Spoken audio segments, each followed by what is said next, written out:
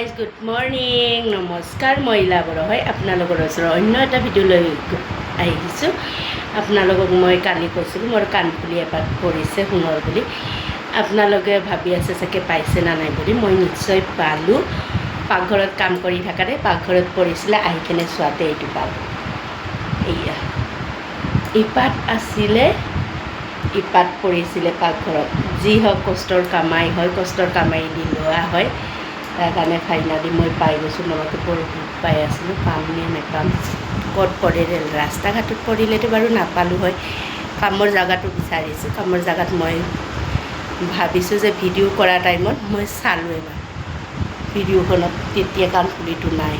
তেতিয়া ভাবিছোঁ ঘৰত ক'ৰবাত পৰিছে চাগে, নহ'লে ৰাস্তাত পৰিছে।